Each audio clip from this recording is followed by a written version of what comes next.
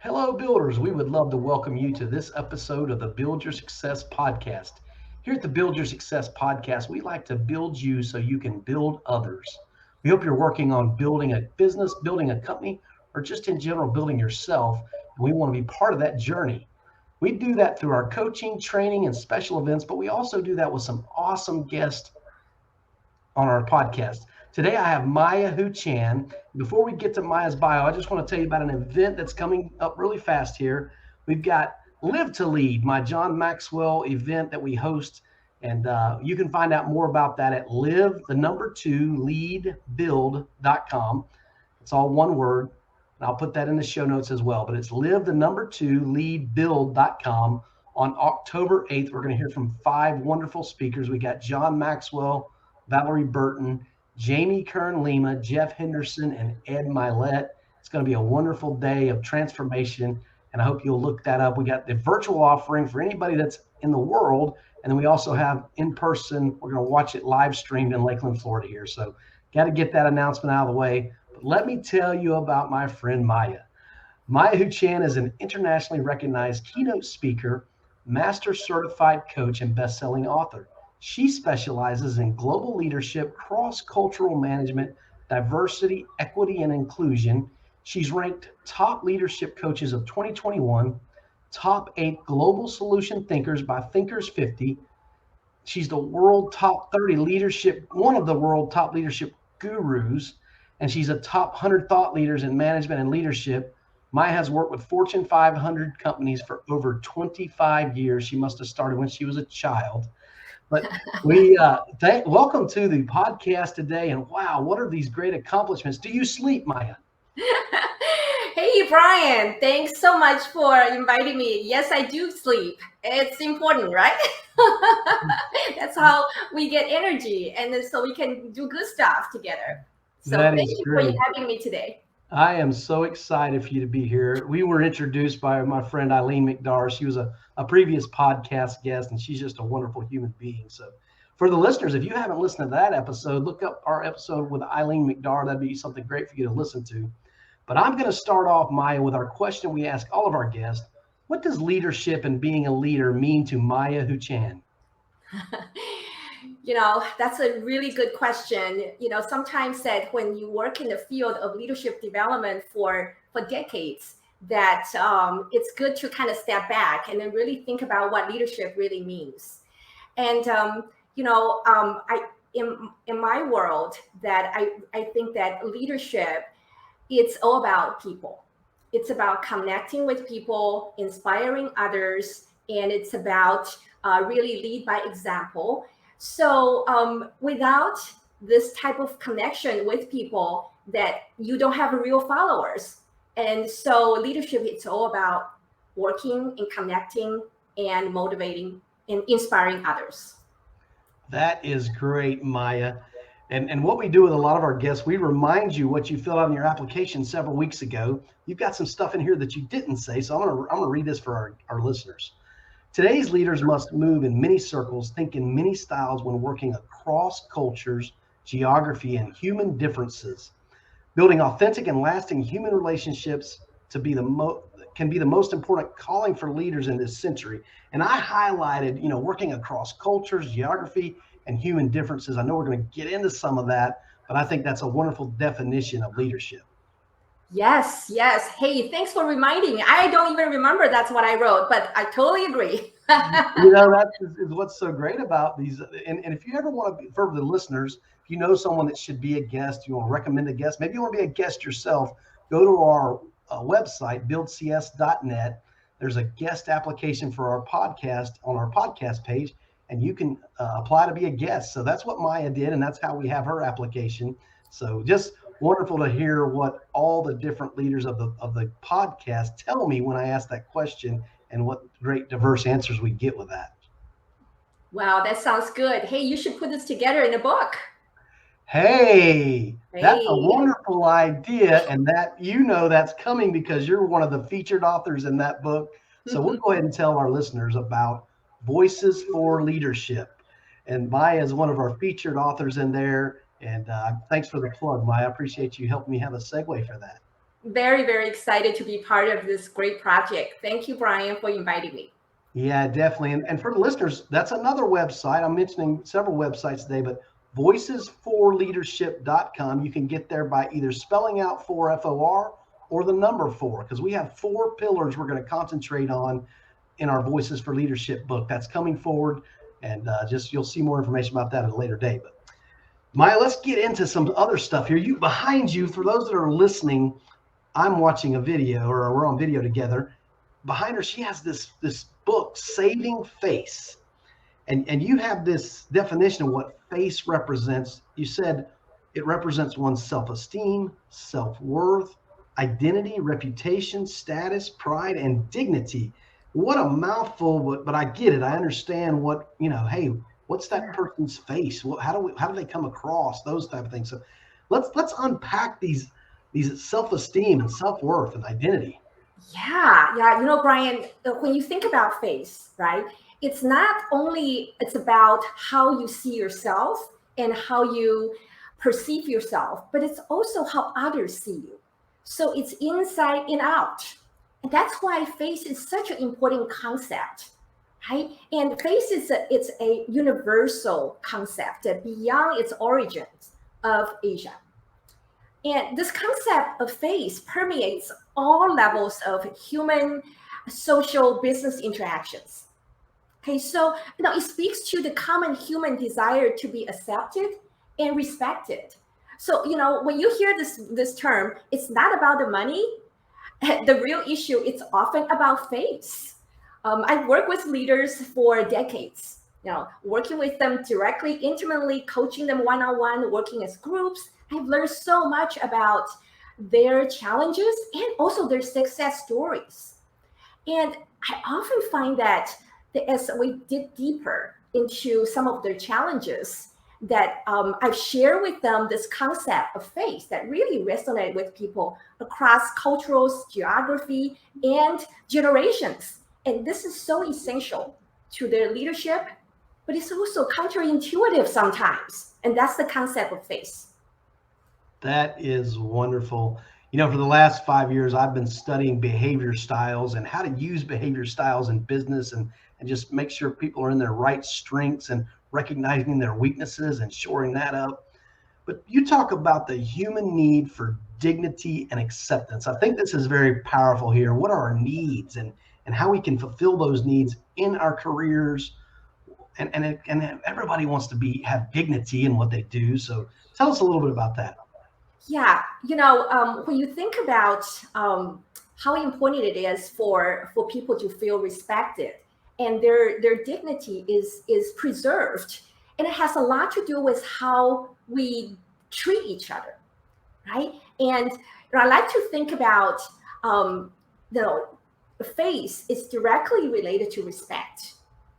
That a lot of studies have shown that when people feel respected, accepted, and valued, they work better and they perform better and they show up as someone that's more confident and they ask more questions and then they become more creative and they're also willing to take more chances. And overall, that it's good for the individual, good for the team, it's also good for the organization. So now I like to also think about this concept of face is the social currency of our time today. Okay, so it's like the more face you have, the easier and faster you can get things done. Okay? Just imagine that how we build a supply of face by continuously making a deposit into our relationship. Okay, we build trust, we express gratitude and appreciation. We compliment people for for their success. And we also appreciate their contributions. And then we empathize, we put ourselves in their positions, and we give their voice equal time and weight. Now, we continue to make that deposit, right, as we interact with others. And when we need to make a withdrawal, we're careful not to make somebody lose face. For example, that we provide feedback in a way that save face and preserve dignity for others.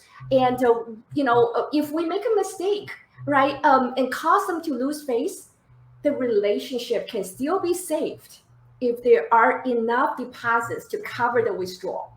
So I like to call this overdraft protection. As I hear you say that, I think of a balance sheet. It's got to be balanced. And in finance, they're always looking at what's the balance sheet look like? What's the income statement look like? And so I think, these deposits and withdrawals on it, it's just a great way to think about how we are saving face and creating face. But I got to ask you a question. It sounds so simple, and we hear a lot of this showing people respect and doing the thing, self-worth and valuing others. However, I just don't see it practiced as much as it should be. So why is it so difficult to do something so simple? Yeah, Brian, I think that you're absolutely right. It sounds like this is a common sense, right? But why don't people practice it on a regular basis? Okay, and I think that a lot of times that there are many different reasons, but one of them is that sometimes we were so busy and we're so get caught up on we got to get things done. We're always in a rush, right? And then we're operating like we're on autopilot. So what happened on the autopilot? It's like you don't think, you don't pause and think, you just keep going at your normal operation model, right? Or mode. And when we are running on autopilot mode, and sometimes that we continue to operate as the way we think is the right way to do it. And we don't always stop and pause and think, how does this come across? Or, how does it make the other person feel? And so a lot of times that the autopilot can really get us in trouble. Okay, so we need to get off that autopilot. And once you get off the autopilot, pause and reflect and think, what am I going to say? And what's the right way to say this? And if you can pause for a few seconds, a lot of times that you can have a drastically different outcome. Okay, one of my hero is Frances Heiselbein. She was the president of the Girl Scouts USA years ago, and then she's now Frances Heiselbein Institute. And she had said something that was so profound, right? And I've worked with her in the past. I've always noticed that whenever somebody asks her a question, and she always paused for a good 2 or 3 seconds before she answers the question. And I started to notice that as a pattern. And I asked her, I said, well, what is the pause? And then she said, well, I always need to I wanted to think about it before I respond. And that little time makes such a big difference. It's a good habit that we should all develop.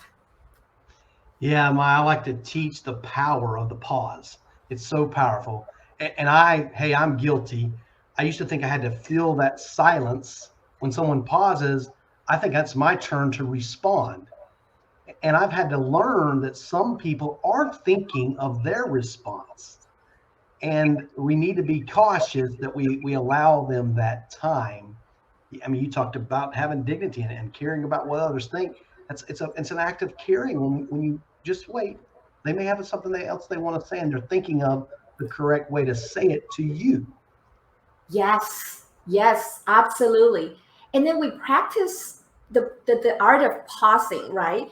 And then sometimes we can avoid causing others to lose face, because sometimes we say or do something that could to offend someone, we don't even know it. And it's really has a lot to do with we didn't really stop and think about it. Yeah, absolutely. It's so often, words are powerful. That old saying, sticks and stones may break my bones, but words will never hurt me. It's just not true. Words do hurt people. They cut like a knife. And if you don't think they do, type out the wrong words in an email and send that or a text and realize you hurt someone's feelings. Maybe you didn't intend to do it. When you go back and read it, you realize, oh, that's what they interpreted from that. So that pause and being careful works in written text as well. Absolutely. And Brian, I grew up in Taiwan. And so Chinese culture is something that's ingrained in me, for years, my parents, my teachers. And I remember growing up that hearing this 3,000-year-old saying. It goes like 覆水难收, which means spilled water is hard to regain.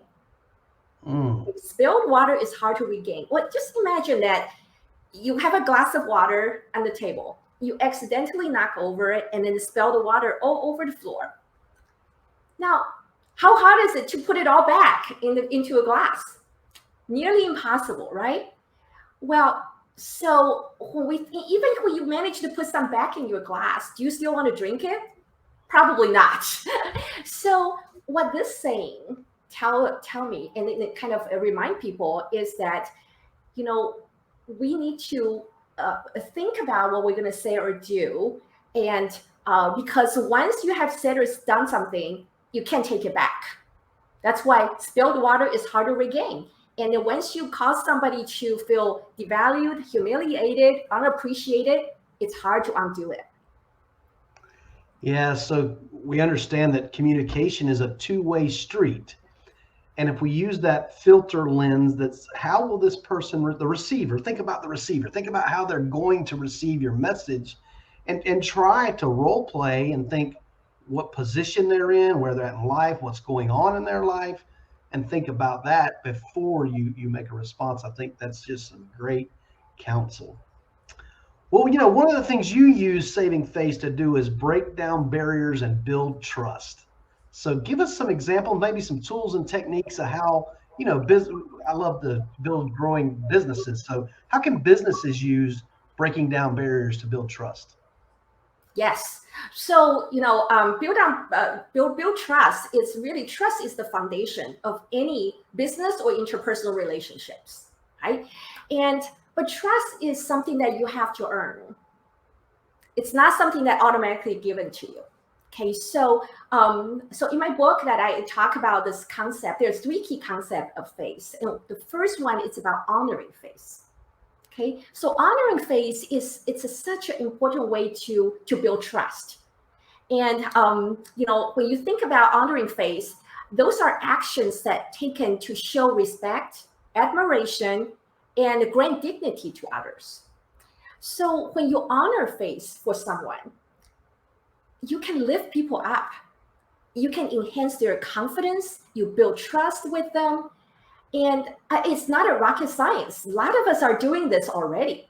Now, for example, you listen to people. You ask them for their input, and you genuinely listen, pay attention to them, and you give people credit for what they did, and you express gratitude, appreciation, and you acknowledge their input, and you always assume positive intention, right? One of my favorite quotes is from Maya Angelou.